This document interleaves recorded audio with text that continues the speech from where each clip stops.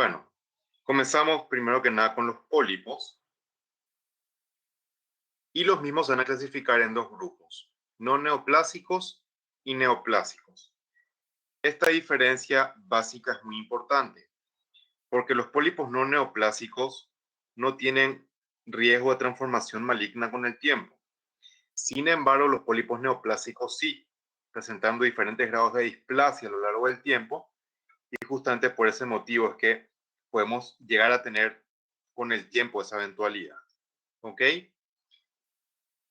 Vamos a estudiar cada grupo por separado y hablando de los más importantes de cada uno de ellos.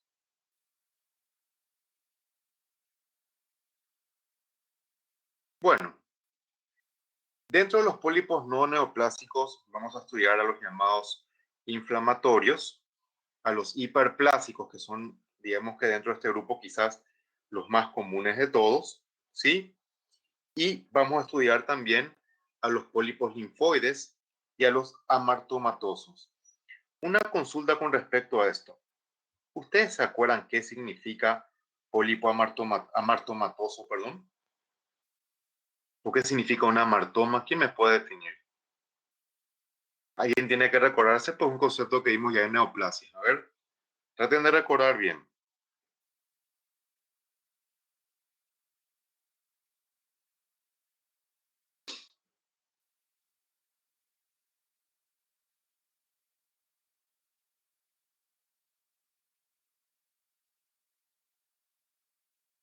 No, no tiene ni un parecido con teratomas, eso Isabel.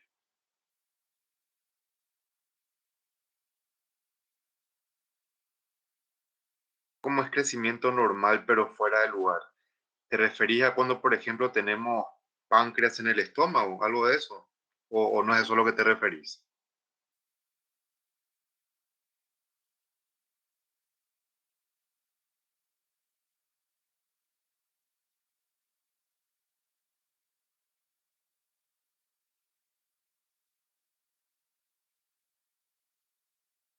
A ver. No, tumor no verdadero, sí, o sea, sabemos que no es un tumor realmente, digamos, pólipo o amartoma, sabemos que no es realmente neoplasia, ¿verdad? Pero más que nada lo que yo necesito es que ustedes me den el concepto, ¿verdad? De amartoma. Bueno, dice Juliano que su primo tiene un páncreas en su estómago, ¿verdad? Puede ocurrir. A ver, gente, hay más respuestas más abajo.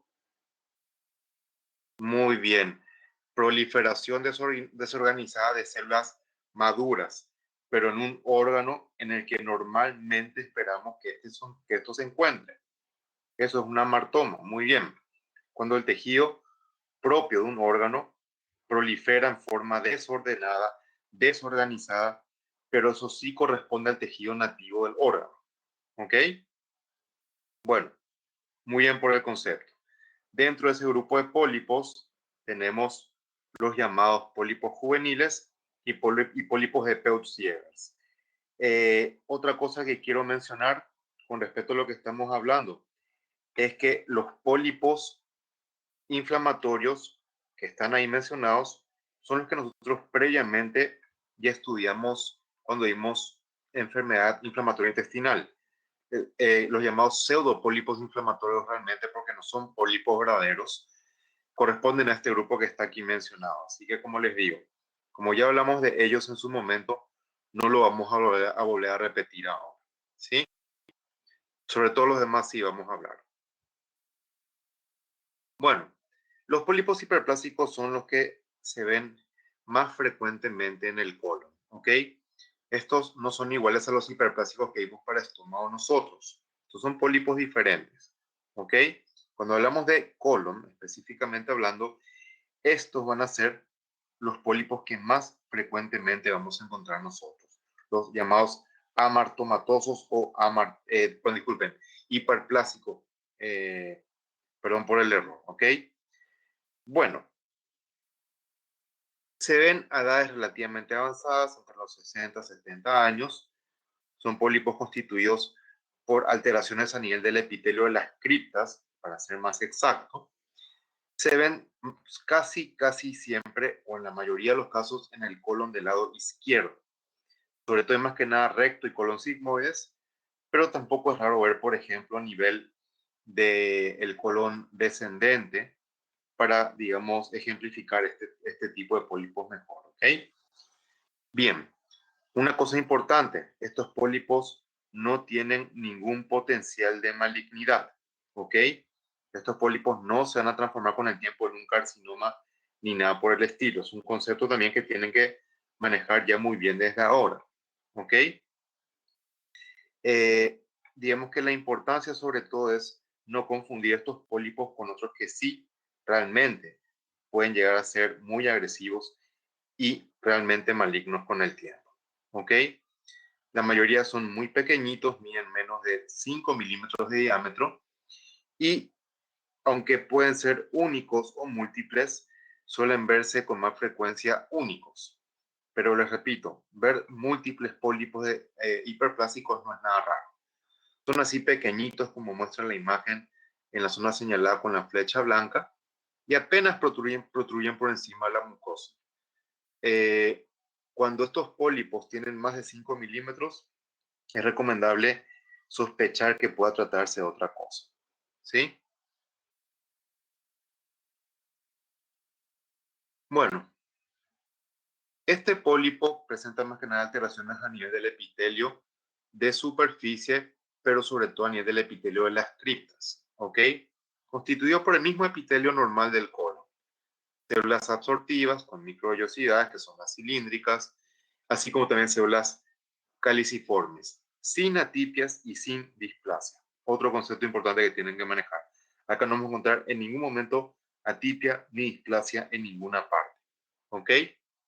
Ahora, lo que tenemos básicamente acá es una alteración en la maduración normal del epitelio a este nivel. De tal manera que, aunque digamos no es que esté aumentada la velocidad de síntesis o de formación de estas células, lo que sí se considera es que hay un retraso, y un retraso importante en el digamos, en el desprendimiento de estas células. Entonces, cuando un grupo de células va madurando, se va desprendiendo hacia la superficie, ¿cierto? Y en este caso se desprenden, pero más lentamente de lo normal. A esto entonces, en este sentido es que hablamos nosotros de pólipos de tipo hiperplásicos. Y esto, cuando uno mira, digamos que al microscopio, va a un aspecto muy clásico, como el que ustedes justamente están observando ahora mismo del lado derecho. Si ustedes se fijan, las criptas intestinales en sí no es que se vean exactamente rectas, ¿verdad? Sino que su epitelio es como que se ve algo festoneado. Vale decir de que hace como una especie de curvas que van de unas, digamos, ascendiendo y otras descendiendo paulatinamente, dando un aspecto llamado cerrado, ¿verdad? Cerrado significa parecido a un serrucho, para que ustedes entiendan. Ese es el concepto de cerrado, ¿ok? Muy bien. No sé si están entendiendo bien esa parte o no. Igualmente se lo voy a mostrar ahora mismo en la imagen para que lo puedan, digamos, notar mejor, ¿ok? Bueno, le voy a mostrar ahora con el marcador y quiero que se fijen en la imagen y vean cómo el epitelio de repente hace esto. Sube, baja, sube y después baja otra vez.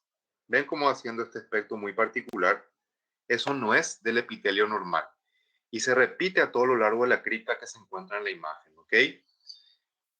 Este aspecto llamado cerrado es porque se parecen a los dientes de un serrucho, ¿ok? De ahí viene el nombre de cerrado justamente y es característico de los pólipos hiperplásicos.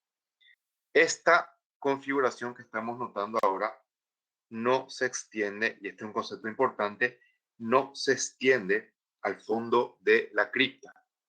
Esto nos va a ayudar a diferenciar de otro tipo de pólipo que tiene también un aspecto cerrado, pero que sí tiene potencial neoplásico, a diferencia de este que, como dijimos, no tiene. ¿Ok? Bueno, muy bien.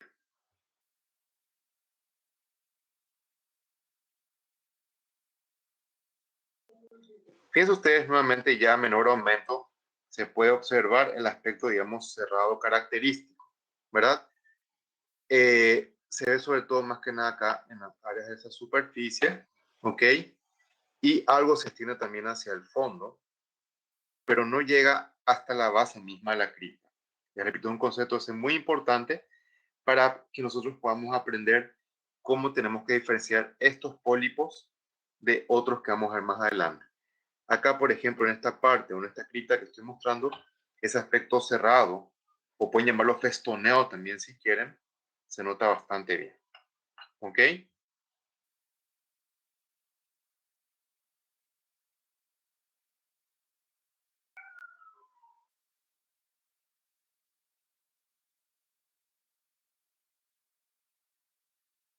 Bueno, otro pólipo que tienen que aprender a reconocer es el llamado pólipo linfoide, ¿verdad? El pólipo linfoide se ve, digamos que rara vez en los adultos, es más bien un pólipo que se observa típicamente en la niñez y característicamente se encuentra en recto.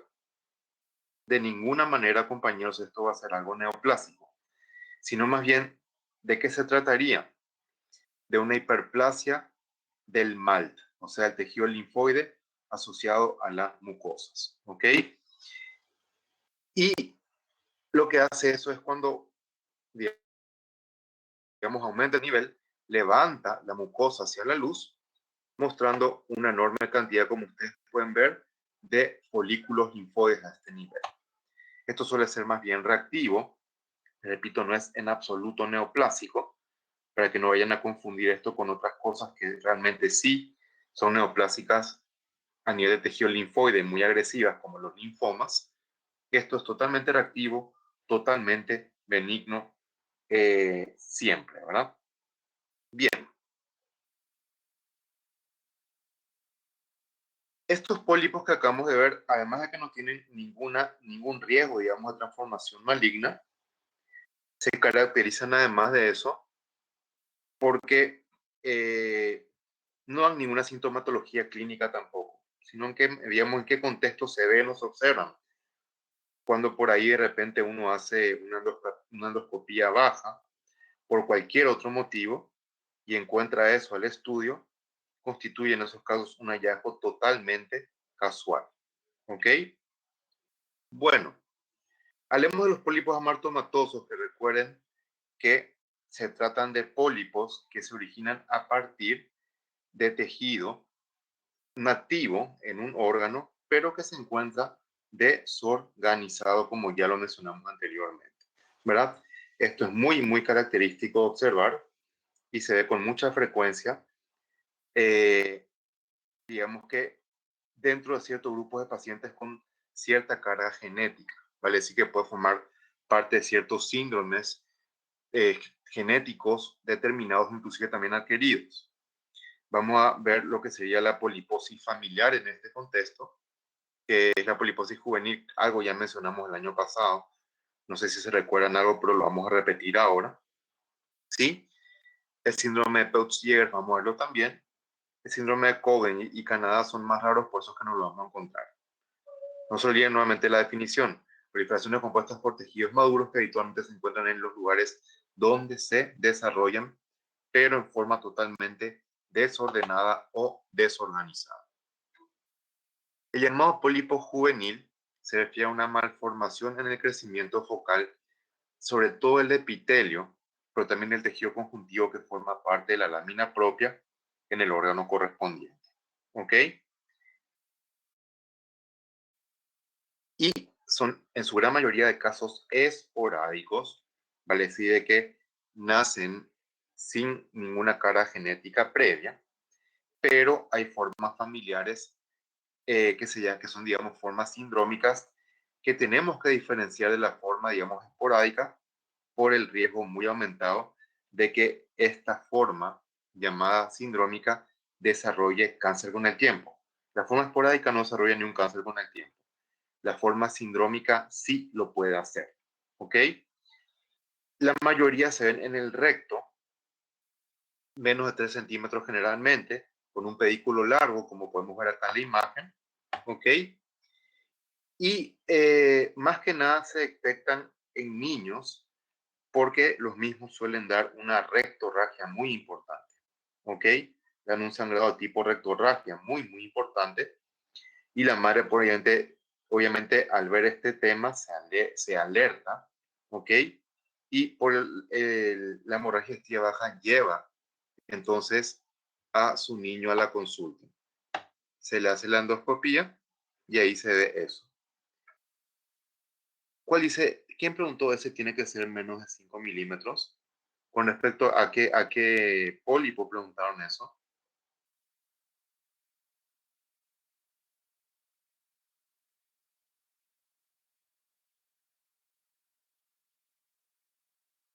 De los que pueden desarrollar cáncer de lo que vimos hasta ahora, son solamente las formas sindrómicas de los pólipos juveniles amartomatosos.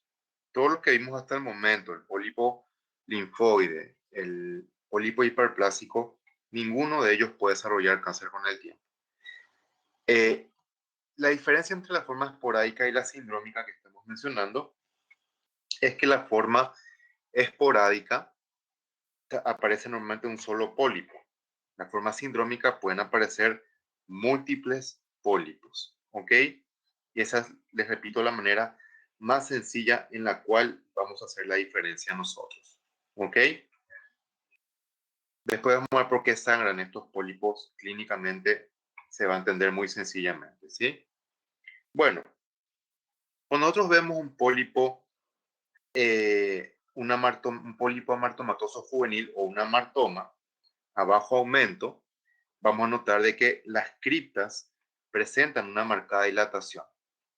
Y en muchas ocasiones, aunque la imagen especialmente no muestra eso, es frecuente también encontrar ulceración o erosión en todo caso a nivel de la superficie del pólipo.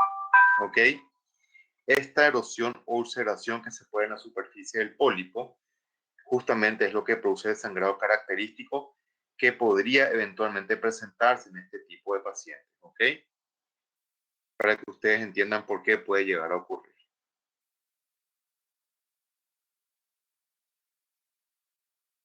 Miramos de cerca y notamos de que las zonas dilatadas tienen también formas irregulares y están revestidas típicamente por epitelio rico en células caliciformes, secretor de mucina, pero sin ninguna atipia.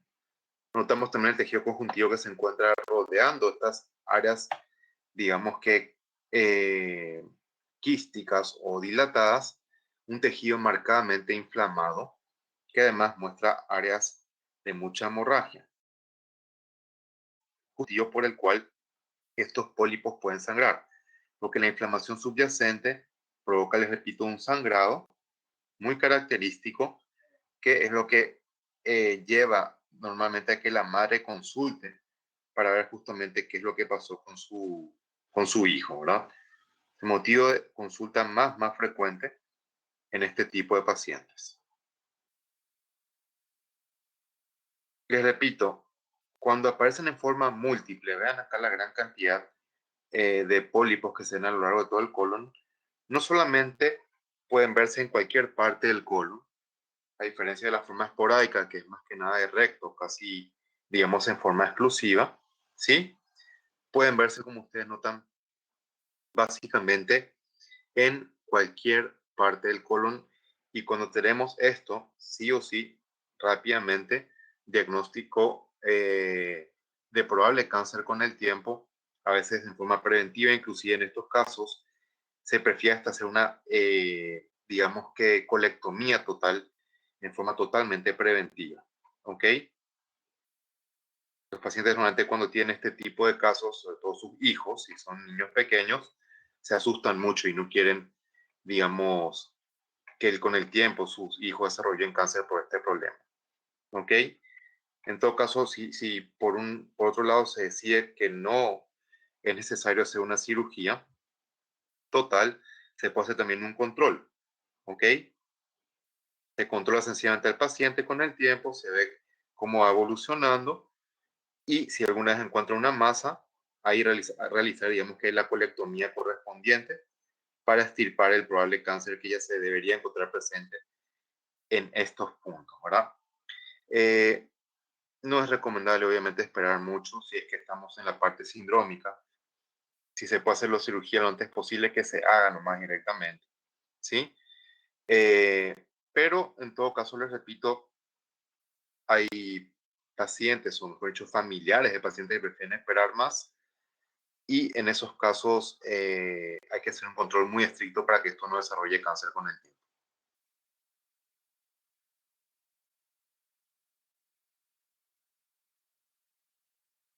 Bueno, otro tipo de pólipo amartomatoso se conoce pólipo de Peutz-Jeghers.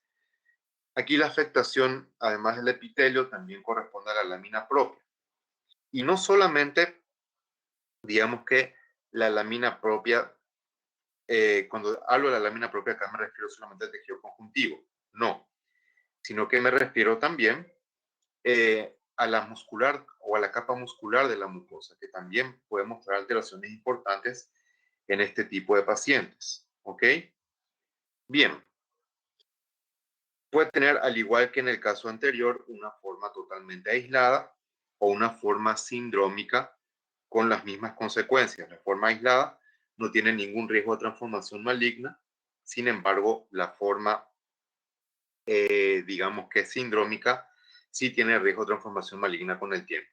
Y de hecho vamos a hablar con un poquito más de detalle en un ratito más del llamado síndrome de Peutz-Jeghers, ¿verdad? Que es ahí donde justamente se ve esto que puede terminar llevando a la muerte del paciente, si es que no, o a un cáncer con el tiempo y a la muerte del paciente, si es que uno no se percata a tiempo del problema, ¿sí?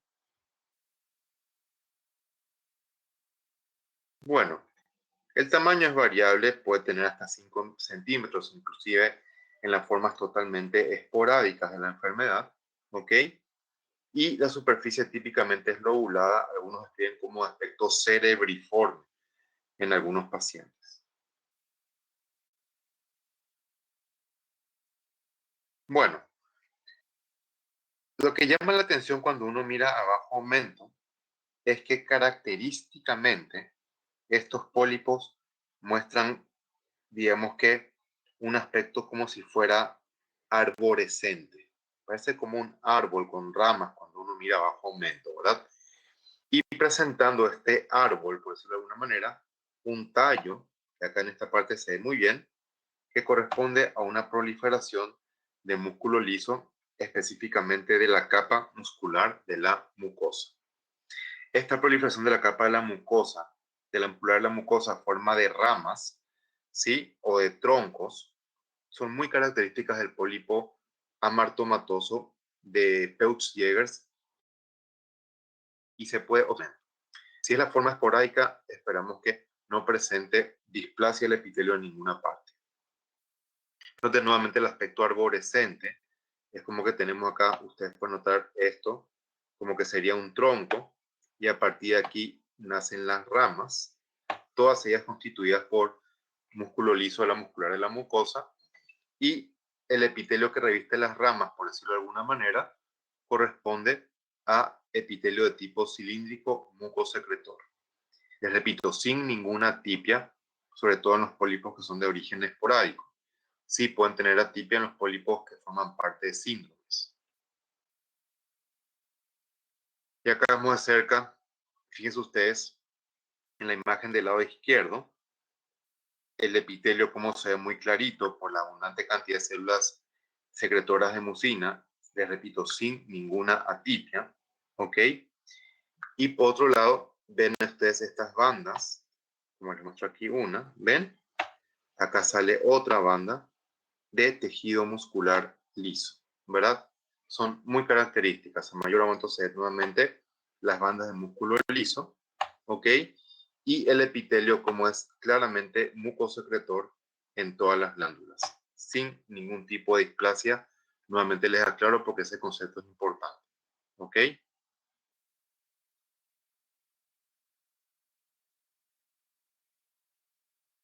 Bueno, por otro lado, cuando se presenta como parte de un síndrome, se conoce como síndrome Peutz-Jeghers, que se acompaña de digamos, pólipos múltiples en diferentes partes del cuerpo. En diferentes partes del tubo digestivo. El pólipo de Peutz-Jeghers, para que ustedes entiendan, se ve más frecuentemente en intestino delgado, pero puede verse en estómago también, puede verse en colon, más rara vez en esófago, para que ustedes entiendan. El síndrome de Peutz-Jeghers se acompaña a otras manifestaciones clínicas, además de las gastrointestinales. Y lo que típicamente se observa es la presencia de unas manchas oscuras de color café oscuro, se puede decir, a veces más negruzcas, que se localizan a nivel de la piel del paciente, sobre todo la región facial, así como también a nivel de las mucosas, especialmente la mucosa del labio es afectada con frecuencia. Como podemos ver acá en este paciente, vean las manchas de color negra en el labio inferior, características del síndrome de Peutz-Jeghers. En este paciente vemos manchas así parecidas acá por debajo del párpado inferior y también se ven algunas a nivel de los labios, como notamos aquí. Vean la pigmentación oscura en la parte media del labio inferior de ese paciente. El reconocimiento de este síndrome, que se transmite de manera autosómica dominante, es importante no solamente por el riesgo de que desarrollen estos pacientes cáncer a lo largo del tubo digestivo, especialmente en colon, sino porque tienen también mayor riesgo de desarrollo de cáncer en otros órganos que no tienen que ver nada con el aparato gastrointestinal, por ejemplo, la glándula mamaria, pulmones, ovarios, útero y testículos. Por lo tanto, son pacientes que tienen que estar controlados muy bien y en muchos niveles del cuerpo.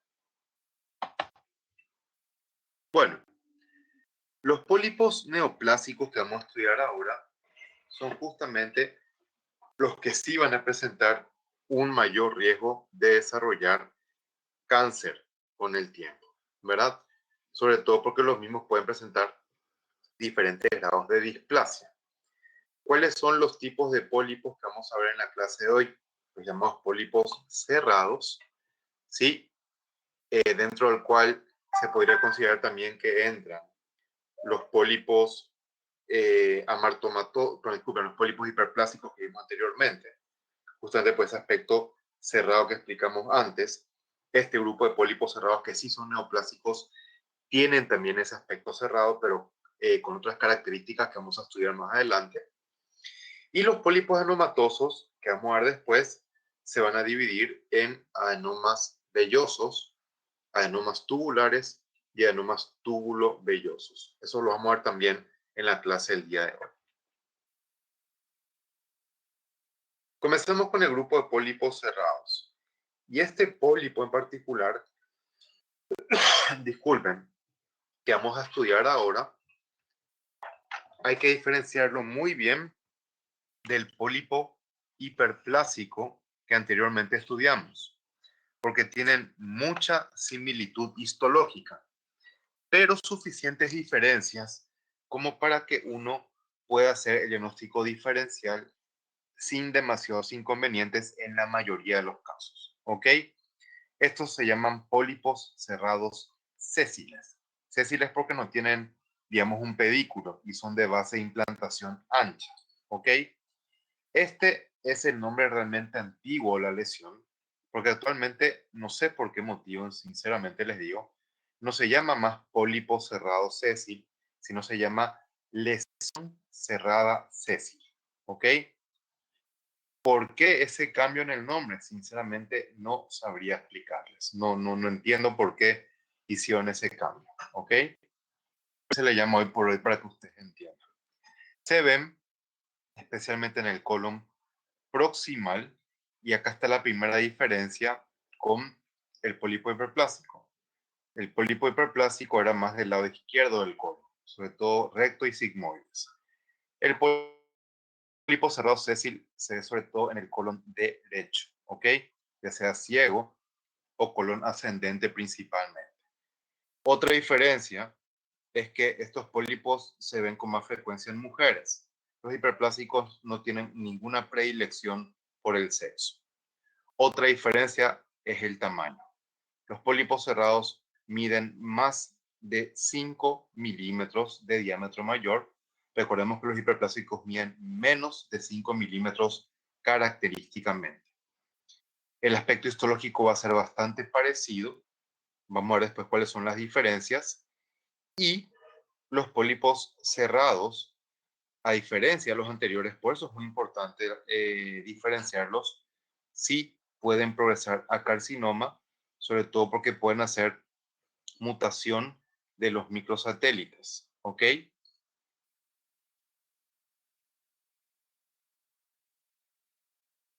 Bueno, ven ustedes también en esta imagen el aspecto característicamente cerrado de la lesión, ¿sí?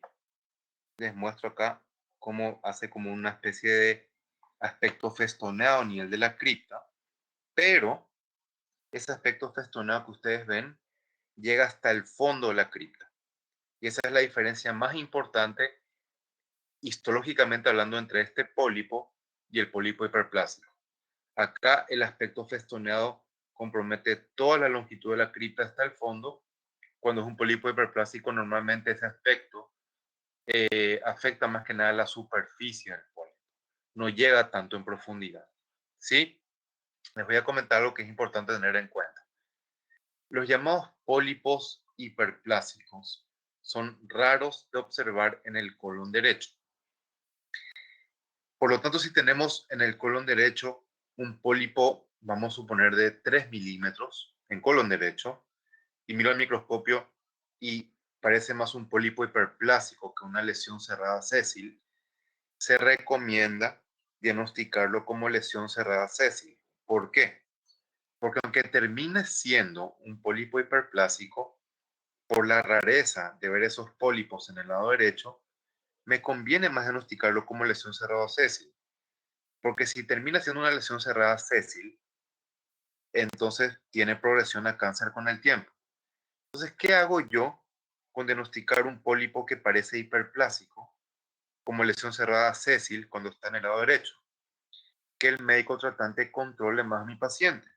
No le van a sacar el colon derecho porque yo le diagnostique que hay un pólipo, una lesión cerrada sésil en colon derecho. ¿Me entienden? Lo van a controlar nomás más a su paciente. Y una cosa importante que deben manejar es que el diagnóstico de anatomía patológica siempre juegan a favor del paciente. O sea, a lo que va a ser más beneficioso para el paciente en todos los casos. ¿Ok? Muy bien. A ver, Mariana, parece que quiere hacer una pregunta. Bueno, parece que dejó de escribir Mariana. No voy a decir nada la próxima porque parece que cohibo a los que están escribiendo. Bueno, em, vemos que no solamente como en estas partes, el aspecto cerrado llega hasta el fondo de la crista, sino que muchas veces cuando estos, digamos, estas lesiones llegan al fondo de la cripta, hacen como una dilatación, como estamos notando en esta zona que estamos observando aquí. Y a veces inclusive pareciera como que la cripta cuando llega al fondo se desvía hacia un lado, dando una forma, digamos, parecida a una letra L. Se puede ver también de esa manera. ¿Ok? Pero lo más importante, les repito, es que el aspecto cerrado llegue finalmente al fondo mismo de la cripta. Estos pólipos cerrados sésiles o lesiones cerradas sésiles normalmente no muestran displasia, pero sí pueden hacerlo, ¿ok? Y aunque no tengan displasia, igual tienen riesgo de progresión a malignidad. Y si tienen displasia, con más razón todavía. Ven en el lado izquierdo, pongo el punto de separación para que ustedes vean cómo las glándulas se ven más claritas, ¿verdad? Hacia el lado derecho las glándulas se ven más oscuras, justamente porque a la izquierda vemos las glándulas con epitelio festoneado pero relativamente normal, y a la derecha ya hay una displasia. La mayor, digamos, oscuridad de las glándulas a menor aumento es porque esas glándulas displásicas tienen núcleos más grandes y un epitelio más estratificado. ¿Ok? En ese caso yo diagnostico esto como pólipo cerrado sésil o lesión cerrada sésil, como se hace en la actualidad, con displasia. Le pongo si la displasia es de bajo o alto grado, y eso me indica que el paciente tiene una inestabilidad de microsatélites, ¿verdad? Que esto lo vimos ya en la parte de bases moleculares del cáncer el año pasado. Si no se acuerdan, pueden revisarlo nuevamente en su libro, pero básicamente corresponde a una incapacidad de reparar el ADN dañado por parte de estas células. Bueno, otro pólipo dentro del grupo de los pólipos cerrados se conoce como adenoma cerrado tradicional. ¿Ok? No es lo mismo esto que el pólipo cerrado sésil. ¿Ok? Estos se ven casi exclusivamente en el colon izquierdo, pero por suerte son bastante diferentes a los pólipos hiperplásicos que también se ven en la misma zona. Por lo tanto, confundirlos histológicamente va a ser muy complicado. O sea, no deberíamos de confundir histológicamente este pólipo del pólipo hiperplásico, por más que estén en el mismo lado del colon. ¿Sí? Es más frecuente en mujeres, al igual que el pólipo cerrado sésil, y a diferencia del anterior, este suele ser más bien con un pedículo, como podemos ver justamente en esta zona. Les muestro dónde se encontraría el pedículo acá. ¿Ok? También, al igual que el anterior, hay un riesgo de progresión a carcinoma, ¿sí? Y para esto tenemos que tener en cuenta la localización y el tamaño. Sobre todo el tamaño. Mientras más grande un adenoma cerrado tradicional, mayor riesgo de progresión a cáncer.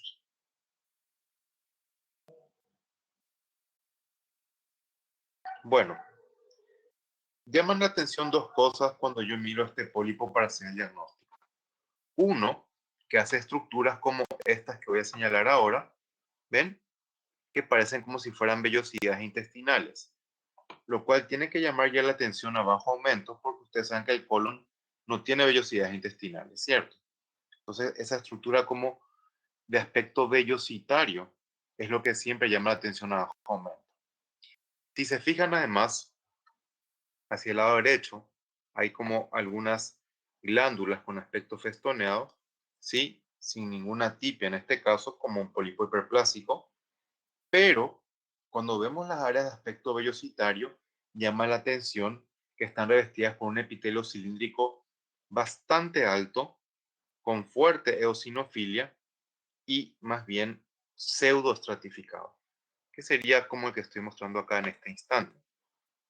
Vean cómo el epitelio, repito, es formado por células cilíndricas bien altas, con núcleos mezclados en forma irregular por la pseudoestratificación y citoplasma fuertemente eosinófilo. ¿Ok? Esto corresponde a una displasia de bajo grado, pero displasia en cuestión. ¿Ok? Entonces la presencia en el lado izquierdo del colon de un pólipo que tiene aspecto vellositario a bajo aumento y aunque a mayor aumento muestre aspecto cerrado en algunas partes, debe demostrar también estas células cilíndricas altas con epitelio estratificado o pseudoestratificado y fuerte eosinofilia citoplasmática.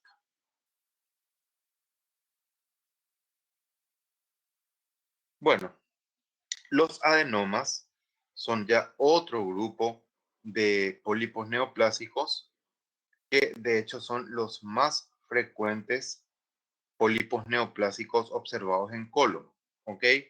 Podemos tener adenomas similares, por ejemplo, en apéndice, en intestino delgado, hasta en estómago también, ¿verdad? Pero en ninguna de esas partes es tan frecuente como en el colon. Y esta es la lesión precursora de la gran mayoría de adenocarcinomas de colon. ¿Ok? Se consideran proliferaciones clonales displásicas de naturaleza premaligna. Todos estos pólipos tienen displasia, sin excepción. Recordemos que las lesiones cerradas sésiles en el grupo anterior podían no tener displasia. Estos tienen displasia siempre. ¿Ok? Tienen naturaleza premaligna, por ende, su aparición aumenta en frecuencia con la edad. En general, para que ustedes entiendan, son bastante raros por debajo de los 40 años y empiezan a verse cada vez con más frecuencia a partir de los 40, 50 años en adelante. ¿Ok? Ambos sexos por igual. Nuevamente esto difiere del grupo de los pólipos cerrados neoplásicos que se ve más frecuente en mujeres. Hay cierta predisposición familiar, sobre todo si yo tengo antecedentes de cáncer de colon en mi familia, vamos a suponer mi padre o mi madre, entonces yo tengo un riesgo aumentado de desarrollar estos adenomas con el tiempo, ¿ok? Y se clasifican, como dijimos ya antes, en tubulares, vellosos o en una mezcla de los dos anteriores que se conoce como túbulos vellosos o como túbulo velloso, ¿ok? Bien, los adenomas tubulares, primero que nada, se ven, en realidad todos estos como grupo, se ven sobre todo más que nada en colon izquierdo, pero no tienen una, digamos, predilección especial por ninguna parte del colon, sino que los adenomas, los pólipos adenomatosos, perdón, se pueden ver básicamente en cualquier parte del colon, ¿ok? Esto también difiere de los pólipos neoplásicos de tipo cerrados, que ya vimos anteriormente, ¿sí? Bueno, corresponden el tipo tubular específicamente a 2/3 de los adenomas de colon. Se consideran neoplasias intraepiteliales con riesgo de progresión a malignidad. Y si ustedes los frecuentes que pueden verse después de los 60 años, pueden verse hasta en 40 a 50% de toda la población general. No significa que todos estos pólipos vayan a desarrollar sí o sí un cáncer con el tiempo, pero como ustedes pueden ver son sumamente frecuentes. No hay predilección por el sexo, el crecimiento suele ser relativamente lento. Bueno, estos pólipos pueden ser o pediculados, como vemos acá, ¿ven? O pueden ser sésiles con base amplia de implantación, como estamos notando en esta otra parte. ¿Ok? Acá no hay ninguna predilección porque estos pólipos sean o pediculados o sean con base de implantación ancha. Excepto el adenoma velloso que vamos a ver después, que sí tiene siempre base ancha de implantación. Bueno, ¿de dónde viene el nombre de adenomas tubulares? Que se encuentran justamente compuestos por túbulos, ¿ok? En un porcentaje que vamos a caracterizar mejor más adelante, porque no hace falta que sea el 100%, ¿sí? Ven ustedes cómo los túbulos se ven muy bien en un corte transversal, como también se ven muy bien acá, pero con un corte más de tipo longitudinal. Y revestidos por diferentes grados de displasia, que puede ir desde displasia de bajo grado hasta displasia de alto grado, interpretándose la misma de manera muy parecida a como ya vimos nosotros la displasia en el esófago de Barrett en su momento. ¿Ok?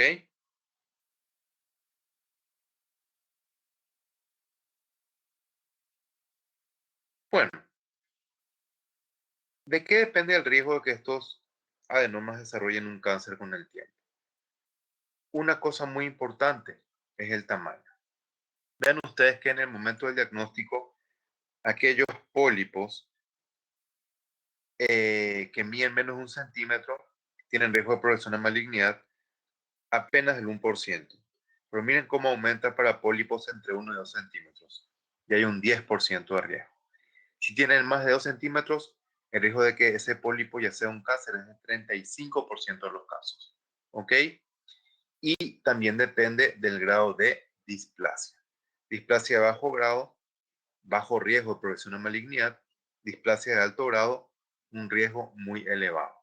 De hecho, se considera que si un pólipo tiene displasia de alto grado, es probable que ya tenga un carcinoma asociado en el 50% de los casos.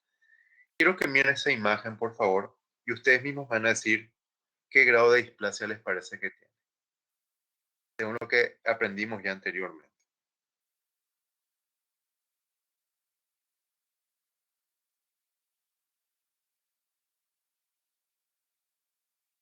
Voy a dejar de grabar, compañeros, porque me olvidé que la universidad me dijo que tenía que grabar solamente 30 minutos de clase y ya me pasé, creo que 15 minutos más, ¿verdad?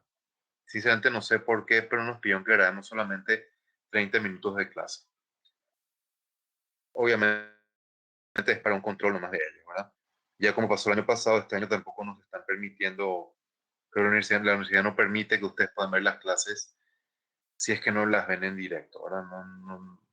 Cosa que realmente yo no entiendo muy bien por qué, porque cualquiera puede tener problemas de internet y haberse perdido la clase por eso, no más.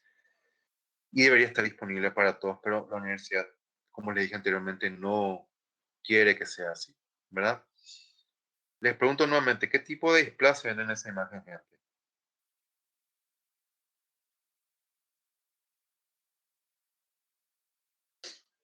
Alta, dice Celso. ¿Por qué alta les parece? A ver, de alto grado, ¿verdad? ¿Por qué?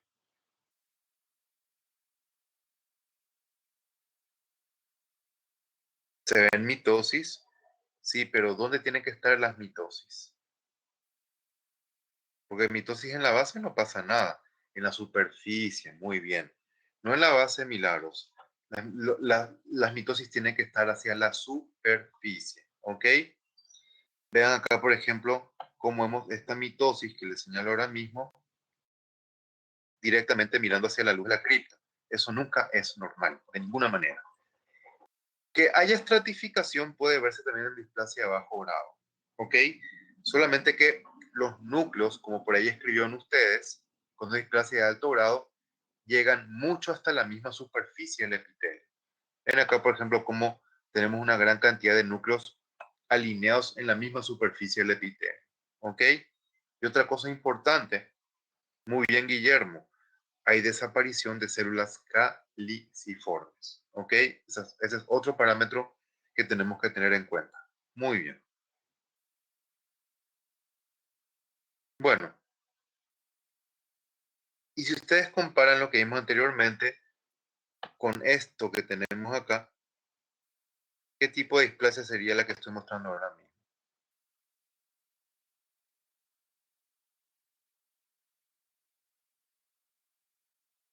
A ver,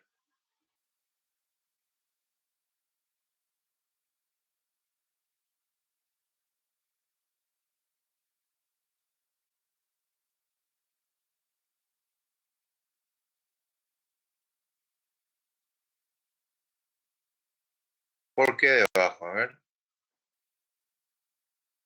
muy bien, porque por un lado se ven células caliciformes. Excelente. Y ven una cantidad importante de núcleos que llenan la superficie, ¿sí o no?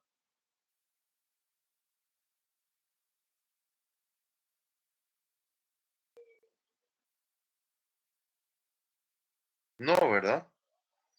Se ven más que nada o hacia la base del epitelio o más o menos quedan en una localización intermedia o hasta los 2/3 basales a lo mucho, pero no vemos que llegan a la superficie. Si por ahí ven uno que otro núcleo en la superficie, tampoco significa que eso vaya a ser displasia de alto grado directamente. Quiero aclarar eso. Tiene que ser una llegada de núcleos a la superficie en forma masiva, no en forma aislada.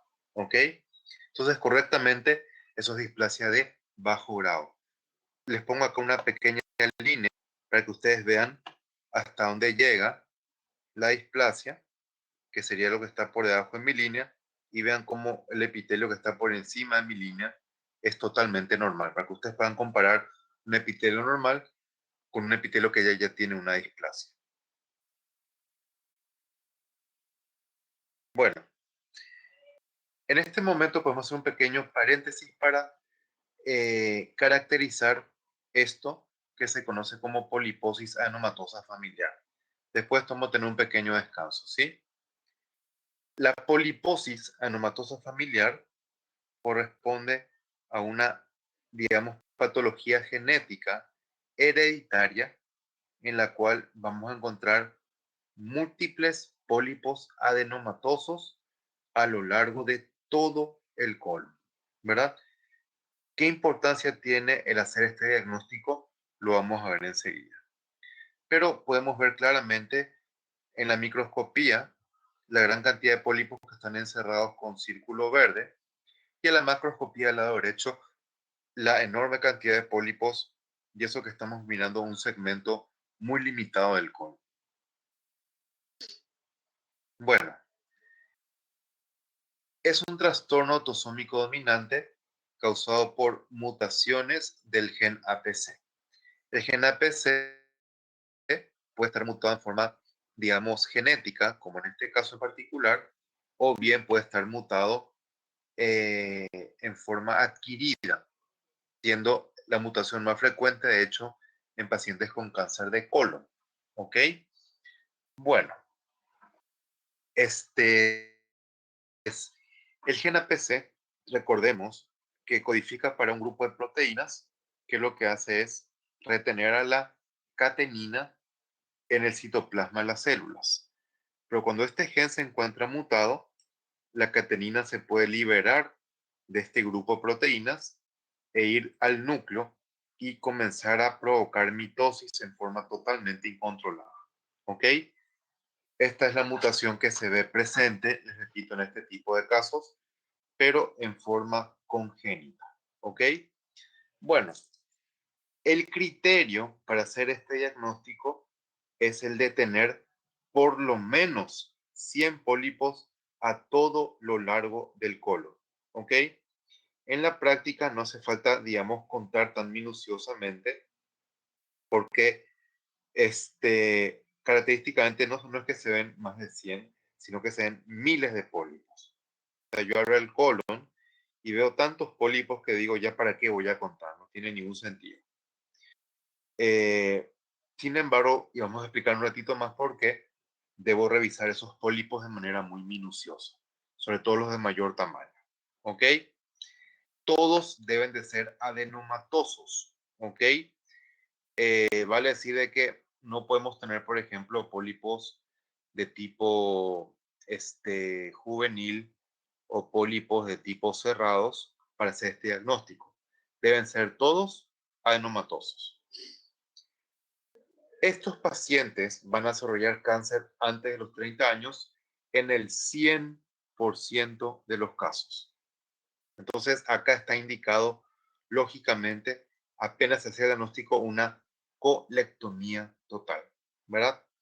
Y cuando yo recibo un colon de un paciente con poliposis adenomatosa familiar, debo obligatoriamente estudiar al microscopio los pólipos de mayor tamaño, sí o sí, ¿verdad? Porque los mismos puede ser que ya tengan cáncer.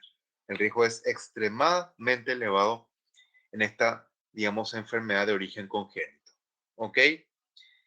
Em, Hay formas atenuadas de poliposis adenomatosa, ¿sí? En las cuales se cuentan menos de 100 en todo el colon. Y aunque van a ir a un cáncer con el tiempo, sí o sí estos pacientes va a aparecer el cáncer a edades bastante más avanzadas, comparando con la poliposis adenomatosa familiar clásica, que donde dijimos que el cáncer aparece en el 100% de los casos antes de los 30 años de edad. ¿Ok? Ahora, con una colectomía total, ¿termina el tratamiento de mi paciente? Lamentablemente no, porque tienen riesgo de desarrollar también ellos pólipos similares en el estómago y en el duodeno a nivel de la ampolla de Vater, también con riesgo de progresión maligna. Pero no le puedo sacar el colon y después sacar también el estómago y sacar el duodeno. Tampoco puedo estar realizando una cirugía tan agresiva en mi paciente. Entonces, ¿qué me queda por hacer cuando hago la colectomía total? Hacer endoscopías digestivas altas, y cuando veo cualquiera de estos pólipos, trato de resecarlo en forma completa para evitar que desarrollen cáncer con el tiempo. De todas maneras, cuando hay estos pólipos en estómago o en ampolla de Vater, no son de ninguna manera tan numerosos, ni siquiera cerca de ser tan numerosos como se ven en el colon. Aparecen por ahí uno que otro cada cierto tiempo, y en los controles se ven y se estirpan sencillamente. Bueno, vamos a descansar 20 minutos, compañeros, y volvemos para la segunda parte de la clase. ¿Alguna pregunta que quieran hacer antes del descanso, gente?